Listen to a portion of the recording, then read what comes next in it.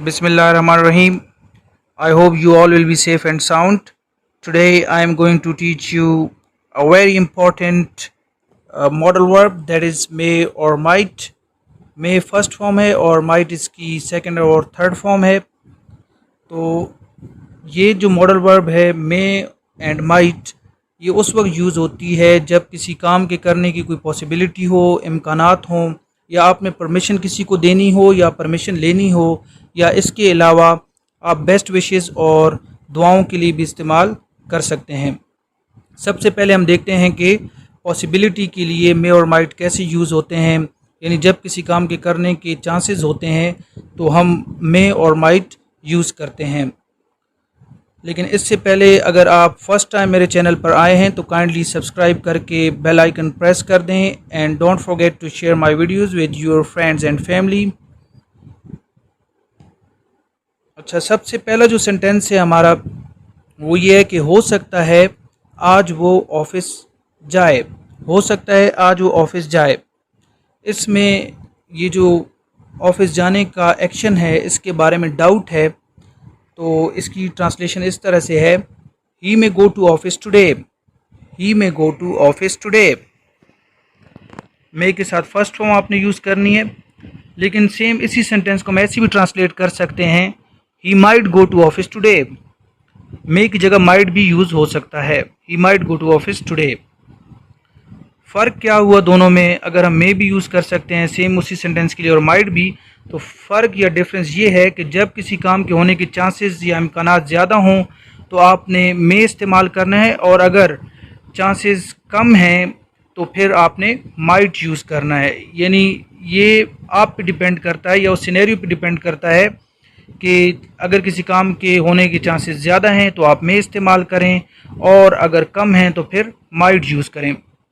Next sentence है, शायद आज बारिश हो जाए।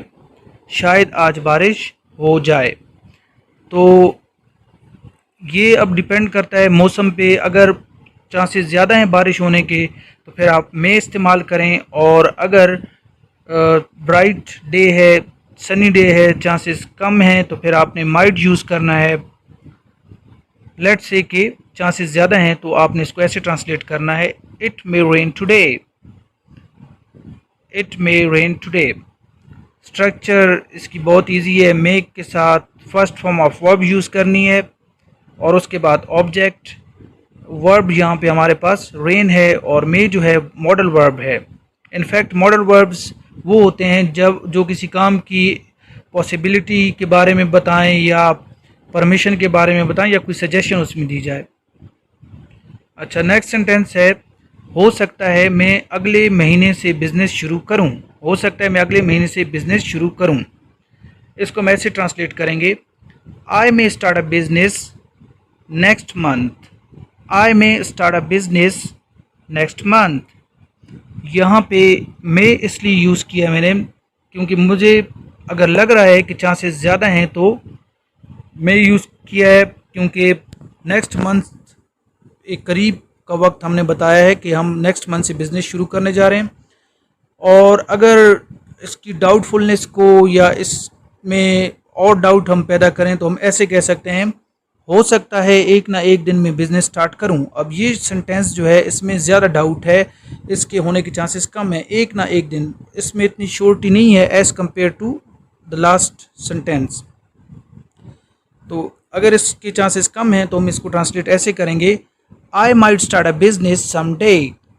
I might start a business someday, कि मैं किसी न किसी दिन बिज़नेस शुरू करूं। मतलब इसमें श्योरिटी नहीं है या बहुत कम है। नेक्स्ट सेंटेंस है, हो सकता है वो आज ना आए। हो सकता है वो आज ना आए। अगेन डिपेंड करता है कि ये इसके चांसेस कितने हैं। तो आप मे और माइट दोनों यूज़ कर सकते हैं। यहाँ पे हम कह सकते हैं, he might not come today और ही मे नॉट कम टुडे। ये नेगेटिव सेंटेंस है तो मे और माइट के बाद नॉट यूज़ करके first form of the verb लगा देनी है। नेक्स्ट हम एक इंट्रोगेटिव सेंटेंस बना लेते हैं। तो सेंटेंस है, क्या आज बारिश होने का इम्कान है? क्या आज बारिश होने का इम्कान है या क्या आज बारिश हो सकती है, यानी ये क्वेश्चन किया जा रहा है कि क्या आज बारिश होने के चांसेस हैं। तो इस इंट्रोगेटिव सेंटेंसेस में आपने मे और माइट को सेंटेंस के शुरू में लेके आना है। इसकी ट्रांसलेशन इस तरह से है, मे इट रेन टुडे और माइट इट रेन टुडे, दोनों ठीक है, मे इट रेन टुडे और माइट इट रेन टुडे। अच्छा, माइट हैव थर्ड फॉर्म के साथ जब आपने यूज़ करना है तो ये उस वक्त इस्तेमाल होता है माइट हैव थर्ड फॉर्म के साथ जब पास्ट में आपने कोई बात करनी है, यानी पास्ट में किसी काम के होने का इम्कान हो तो आप माइट हैव यूज़ करेंगे और थर्ड फॉर्म के साथ। फॉर एग्ज़ाम्पल, हो सकता है उन्होंने खाना खा लिया हो सकता है उन्होंने खाना खा लिया हो। इस सेंटेंस में एक डाउट है, शक है कि हो सकता है उन्होंने खाना खा लिया और हो सकता है उन्होंने ना खाया हो। लिहाजा इस तरह के सेंटेंसेस ट्रांसलेट करते वक्त आपने माइट हैव और थर्ड फॉर्म यूज़ करनी है। इसको हम ऐसे भी कह सकते हैं, उन्होंने खाना खा लिया होगा या हो सकता है उन्होंने खाना खा लिया हो। तो ये एक तरह का परफेक्ट टेंस है, लेकिन इसमें चूंकि डाउट है इसलिए हम माइट हैव यूज़ करेंगे और थर्ड फॉर्म। इसकी ट्रांसलेशन इस तरह से है, they might have eaten the meal, they might have eaten the meal. Might have के साथ थर्ड फॉर्म, ईट की थर्ड फॉर्म है ईटन। अगरचे आप यहाँ पे मे हैव भी यूज़ कर सकते हैं, लेकिन ज़्यादा बेहतर है कि आप माइट हैव यूज़ करें जब इस तरह के सेंटेंसेस हों जिनमें पास्ट में कोई काम बताया गया हो जिसमें डाउट हो। नेक्स्ट सेंटेंस है इसी तरह का, हो सकता है उन्होंने अपना काम ख़त्म ना किया हो, लेकिन इस बार ये सेंटेंस जो है वो नेगेटिव सेंटेंस है। तो नेगेटिव सेंटेंस में आपने सेम वही पैटर्न फॉलो करना है, सिर्फ ये करना है कि माइट और हैव के दरमियान में नॉट लगा देना है। तो इसकी ट्रांसलेशन इस तरह से है, they might not have finished their work, they might not have finished their work. Might और हैव के दरमियान में नॉट, और उसी तरह से थर्ड फॉर्म। तो ये एक नेगेटिव सेंटेंस था माइट हैव के साथ। नेक्स्ट हम एक इंट्रोगेटिव सेंटेंस बनाते हैं इसी में, क्या हो सकता है उन्होंने अपना काम ख़त्म कर लिया हो, क्या हो सकता है उन्होंने अपना काम ख़त्म कर लिया हो। ये एक इंट्रोगेटिव सेंटेंस है और इसमें शक ज़ाहिर किया जा रहा है कि उन्होंने अपना काम ख़त्म कर लिया है, यानी हमें कंफर्म नहीं है कि उन्होंने अपना काम ख़त्म कर लिया है। तो इस तरह के सेंटेंसेस को ट्रांसलेट करने के लिए आपने मे हैव और माइट हैव यूज़ करना है, और अगर इंट्रोगेटिव है तो माइट को सेंटेंस के शुरू में ले आएँ। Might they have finished their work, might they have finished their work. Might शुरू में आ गया और सब्जेक्ट दे है, जो भी सब्जेक्ट उसके बाद हैव और फिर third form of the verb और उसके बाद ऑब्जेक्ट। अच्छा, अब हम देखते हैं कि ये तो पॉसिबिलिटी वाला केस हो गया। अब हम इसमें देखेंगे कि परमिशन कैसे दी जाती है, यानी परमिशन देने के लिए मे यूज़ करें या माइट। तो जब भी आपने परमिशन ग्रांट करनी हो, परमिशन देनी हो, या परमिशन गेट करनी हो, परमिशन लेनी हो, तो दोनों केसेस में आपने मे यूज़ करना है। फॉर एग्ज़ाम्पल, क्या मैं आपकी किताब रख सकता हूँ, क्या मैं आपकी किताब रख सकता हूँ। इस सेंटेंस में परमिशन ली जा रही है और ये एक इंट्रोगेटिव सेंटेंस है, इसमें परमिशन मांगी जा रही है। तो इसको हम इस तरह से ट्रांसलेट करेंगे कि मे को शुरू में ले आएंगे सेंटेंस के शुरू में, may I have your book, may I have your book, और आखिर में क्वेश्चन मार्क पुट कर देना है। नाउ इट डिपेंड्स कि इसका रिस्पांस क्या आता है, यानी आगे से अगर आपको परमिशन मिलती है जिससे आप परमिशन ले रहे हैं तो वो परमिशन देते वक्त भी मे इस्तेमाल करेंगे, और फिर अगर परमिशन आपको मिल गई पॉजिटिव सेंटेंस होगा और ना मिली तो फिर नेगेटिव। इसी तरह एक और सेंटेंस है, आप मेरा मोबाइल इस्तेमाल कर सकते हैं। इसमें परमिशन दी जा रही है, यानी आप किसी को अलाउ कर रहे हैं कि वो आपका मोबाइल इस्तेमाल कर ले, तो इसमें आप परमिशन दे रहे हैं। जब आप परमिशन मांग रहे होते हैं तो इंट्रोगेटिव सेंटेंसेस होते हैं, मे शुरू में होता है, और जब परमिशन दे रहे होते हैं तो सिंपली पॉजिटिव सेंटेंसेस बनाए जाते हैं, और अगर आपने परमिशन नहीं देनी तो फिर नेगेटिव सेंटेंस होगा और मे के बाद नॉट इस्तेमाल होगा। लेकिन ये सेंटेंस एक पॉजिटिव सेंटेंस है, तो इसको हम इस तरह से ट्रांसलेट करेंगे, you may use my cell और mobile, you may use my cell और मोबाइल। और सॉरी, क्वेश्चन मार्क यहाँ पे पुट नहीं करना आपने, क्योंकि यहाँ पे परमिशन दी जा रही है, बाय मिस्टेक मैंने लगा दिया था, लेकिन असल में ये क्वेश्चन नहीं है, इंट्रोगेटिव सेंटेंस नहीं है, एक पॉजिटिव सेंटेंस है। मे के साथ उसी तरह फर्स्ट फॉर्म, और फिर वर्ब जो मेन वर्ब है यूज़, और फिर माई सेल फ़ोन या माई सेल और माई मोबाइल ये ऑब्जेक्ट हो गया, सब्जेक्ट यू है जो कि शुरू में है। अच्छा, नेक्स्ट हम देखते हैं कि अब अगर किसी को परमिशन आप नहीं दे रहे तो वो कैसे ट्रांसलेट होगा। फॉर एग्ज़ाम्पल एक सेंटेंस है कि कोई आपसे परमिशन ले अंदर आने की या आपके ऑफिस में आने की या घर आने की, और आप उसको मना कर दें तो कैसे कहेंगे, आप अंदर नहीं आ सकते, आप अंदर नहीं आ सकते। इफ़ यू हैव टू से दिस इन इंग्लिश, तो सिंपली आपने सब्जेक्ट जो कि आप है आपके लिए यू यूज़ करना है, उसके बाद चूँकि परमिशन देने के लिए और लेने के लिए मे मॉडल वर्ब यूज़ होता है, तो यू और उसके बाद मॉडल वर्ब मे। फिर नेगेटिव सेंटेंस है यू मे नॉट कम इन, जो मेन वर्ब है वो है कम, यू मे नॉट कम इन। ये एक बात आप जहन में रखें कि जब भी आपने मॉडल वर्ब में और माइट यूज़ करना है तो first form of verb use होगी, अनलेस एंड अनटिल, जब तक कि आप माइट हैव यूज़ नहीं करें। जब माइट हैव होगा तो थर्ड फॉर्म, अदरवाइज मे और माइट के साथ थ्रू आउट जितने भी सेंटेंसेस हैं, चाहे वो पॉजिटिव हैं, नेगेटिव हैं, इंट्रोगेटिव हैं, उन सब में आपने first form of verb use करनी है। ठीक है, तो ये परमिशन वाले सेंटेंसेस हो गए। नेक्स्ट एक और सेंटेंस इसी का हम देख लेते हैं कि आप किसी से परमिशन ले रहे हैं, तो जब भी परमिशन लेंगे इंट्रोगेटिव सेंटेंस होगा, क्या आपकी गाड़ी मुझे एक दिन के लिए मिल सकती है, क्या आपकी गाड़ी मुझे एक दिन के लिए मिल सकती है। ये जो सेंटेंस है इसमें आप किसी से गाड़ी उधार मांग रहे हैं, यानी बेहतर ये होगा कहें मुस्तार लेना या उधार मांगना, तो इसके लिए बोरो का वर्ब यूज़ होता है, बोरो। जब आप किसी से उधार मांगते हैं, चाहे वो in the form of money या नगद रकम की सूरत में हो या कोई चीज़ हो, तो आपने बोरो यूज़ करना है। और जब आपको कोई चीज़ उधार दी जा रही हो तो लेंड यूज़ होता है। May I borrow your car for one day, may I borrow your car for one day.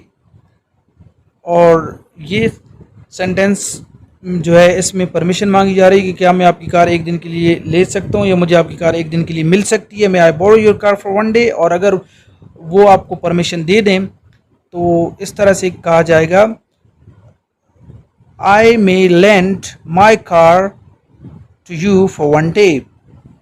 फिर बोरो नहीं आएगा, लेंड इस्तेमाल होगा। ठीक है, अच्छा, अब हम देखते हैं कि जो थर्ड यूज़ है मे और माइट का, मोस्ट पर्टिकुलरली मे का जो यूज़ है ये बेस्ट विशेस और प्रेयर्स के लिए भी होता है, यानी आपने किसी के लिए नेक तमन्नाओं का इजहार करना है या फिर आपने किसी को दुआ देनी है तो आप मे यूज़ करेंगे। और हमेशा मे आपने सेंटेंस के शुरू में इस्तेमाल करना है, जिस तरह के आप इंट्रोगेटिव सेंटेंसेस में करते थे। लेकिन इंट्रोगेटिव सेंटेंसेस में तो क्वेश्चन पूछा जाता था, क्वेश्चन मार्क भी होता था, यहाँ पे क्वेश्चन नहीं होगा लेकिन मे सेंटेंस के शुरू में होगा। इसकी चंद एग्जांपल्स हम देखते हैं। पहली एग्जांपल है इसकी, खुदा करे तुम्हारी उम्र दराज हो, खुदा करे तुम्हारी उम्र दराज हो। ये सेंटेंस शो कर रहा है कि आप किसी को दुआ दे रहे हैं कि उसकी उम्र दराज हो। तो इस तरह के सेंटेंसेस जब आते हैं इनको इंग्लिश में ऑप्टेटिव सेंटेंसेस भी कहते हैं। और ऑप्टेटिव सेंटेंसेस की जब भी ट्रांसलेशन होगी, मॉडल वर्ब में सेंटेंस के शुरू में आ जाएगा, उसके बाद सब्जेक्ट आएगा, फिर first form of the verb आएगी, और अगर ऑब्जेक्ट है तो ऑब्जेक्ट आएगा। हम इसी सेंटेंस को ट्रांसलेट करते हैं।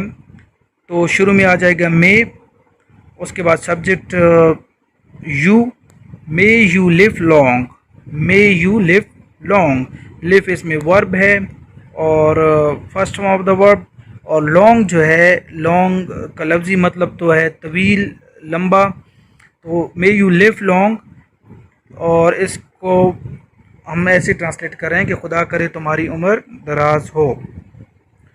अच्छा, इसमें चाहे सॉरी इन सेंटेंसेस में आपके पास हमेशा जितने भी सेंटेंसेस होंगे वो पॉजिटिव सेंटेंसेस होंगे, उनमें कोई क्वेश्चन नहीं होगा, नेगेशन नहीं होगी, यानी नेगेटिव सेंटेंसेस नहीं होंगे, हमेशा पॉजिटिव सेंटेंसेस होंगे। नेक्स्ट सेंटेंस है खुदा करे तुम आने वाले इम्तिहान में अव्वल आओ, खुदा करे तुम आने वाले इम्तिहान में अव्वल आओ। यहाँ पे आप अगेन किसी को दुआ दे रहे हैं या उसके लिए बेस्ट विशेस दे रहे हैं, तो इसमें भी उसी तरह से हम ट्रांसलेट करेंगे, तुम सब्जेक्ट है और खुदा करे के लिए यहाँ पे में इस्तेमाल होगा सेंटेंस के शुरू में। इम्तिहान में अव्वल आने के लिए जो वर्ब है स्टैंड फर्स्ट या टेक फर्स्ट पोजीशन या स्टैंड फर्स्ट, इस तरह का वर्ब आप इस्तेमाल कर सकते हैं। तो चलें इसको ट्रांसलेट करते हैं। May you stand first in coming exam, may you stand first in coming exam, तो उसी तरह से मे शुरू में आया और कमिंग एग्ज़ाम मींस आने वाला इम्तिहान। अच्छा, ये जो एग्ज़ाम है इसकी प्रोनाउंसिएशन, दो तरह की प्रोनाउंसिएशन होती है। एक प्रोनाउंसिएशन इसकी इस तरह से है कि ब्रिटिश एक्सेंट में जिसे हम प्रोनाउंस करते हैं एग्ज़ाम, और अगर आपने अमेरिकन प्रोनाउंसिएशन करनी है तो फिर आपने इसको एग्ज़ाम प्रोनाउंस करना है। तो ये मे और माइट के यूजेस के बारे में था। अब मैं चंद क्वेश्चन पूछूंगा आपसे, तो इन क्वेश्चंस या इन सेंटेंसेस को आपने ट्रांसलेट करना है और कमेंट सेक्शन में आपने रिप्लाई करना है। अगर कोई प्रॉब्लम आती है इनको बनाते हुए या किसी तरह का मिस्टेक आता है तो इंशाल्लाह मैं आपकी हेल्प कर दूंगा। पहला सेंटेंस है हो सकता है वो आज ना आए, हो सकता है वो आज ना आए, ये एक नेगेटिव सेंटेंस है। अब आपकी डिस्क्रिप्शन या सवाबदीद, यानी आपकी मर्ज़ी है कि आपने यहाँ पे मे यूज़ करना है या माइट यूज़ करना है, वो आप दोनों यूज़ कर सकते हैं। नेक्स्ट सेंटेंस है हो सकता है वो वापस आ गए हों, हो सकता है वो वापस आ गए हों। अगेन इस सेंटेंस में जो है एक डाउट शो हो रहा है और इस डाउट में इसमें आपने माइट हैव यूज़ करना है। अब हम एक ऑप्टेटिव सेंटेंस लेते हैं जिसमें किसी को दुआ दी जा रही है, तो लेट्स से खुदा करे पाकिस्तान मैच जीत जाए, दिस इज़ अ प्रेयर, सो इसके लिए भी आपने फिर मे यूज़ करना है और ये सेंटेंसेस आप बनाएं और देखते हैं कि आप किस हद तक ये टॉपिक समझ पाए हैं। Thanks a lot and stay connected with me.